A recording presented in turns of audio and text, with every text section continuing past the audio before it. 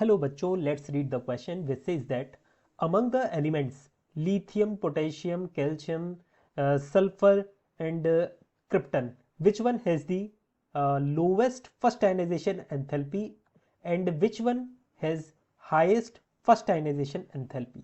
यहाँ पर हमें बताना है जो पहली आयनाइजेशन एंथैल्पी है किसकी ज़्यादा है सबसे और किसकी सबसे कम है, ये हमें बताना है. Here the key concept for this question is ionization enthalpy. Ionization enthalpy.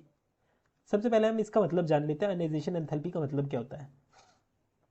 Ionization enthalpy का मतलब होता है, मान लीजिए ये कोई एक गैसियस एटम है, इसके आउटर मोस्ट शेल में से अगर आपको एक इलेक्ट्रॉन निकालना है तो जो मिनिमम एनर्जी आपको चाहिए होगी इस इलेक्ट्रॉन को निकालने के लिए उसे ही हम बोलते हैं ionisation enthalpy. Minimum energy, minimum energy required to remove an electron. कहाँ से? From an isolated gaseous atom.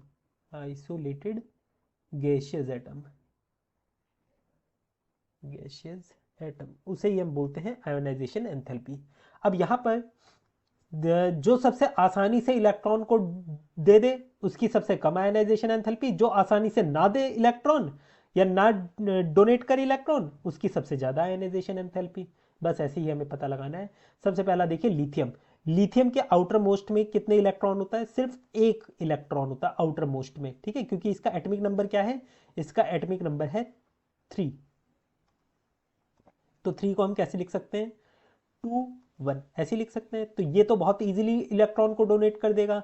Potassium को देखिए, पोटेशियम का क्या होता है? 19.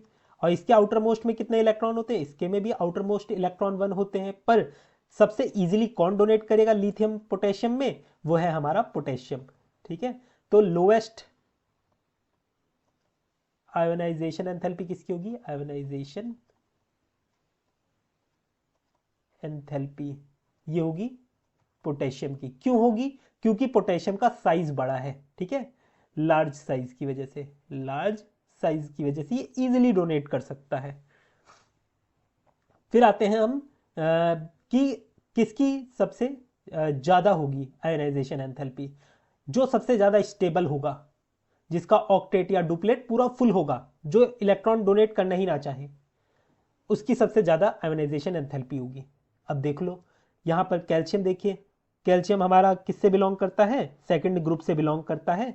इसका एटॉमिक नंबर 20 होता है. इसे हम कैसे लिखेंगे?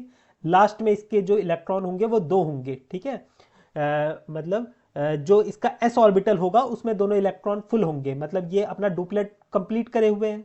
बाकी देखिए सल्फर. सल्फर हमारा क्या होता है? Atomic number 16. क्रिप्टन का देखिए, क्रिप्टन हमारी नोबल गैस है, इसका क्या है? Atomic number 36. और अगर आप क्रिप्टन को देखोगे ये क्या है? एक नोबल गैस है, नोबल गैस. और नोबल गैस जो होती हैं वो बहुत ही ज़्यादा स्टेबल होती है, स्टेबल, नॉन रिएक्टिव होती है, नॉन रिएक्टिव, जल्दी रिएक्ट नहीं करती है, जिसकी वजह से अगर इसमें से इलेक्ट्रॉन निकालना पड़ जाए तो भाई बहुत ज़्यादा एनर्जी चाहिए होती है. तो इससे हमें ये पता चलता है क्रिप्टॉन का जो आयोनाइजेशन एंथैल्पी होगा वो सबसे ज़्यादा होगा. हाईएस्ट आयोनाइजेशन एंथैल्पी होगी इसकी. इस तरीके से हम पता लगा सकते थे. I hope you understood it well. Best of luck.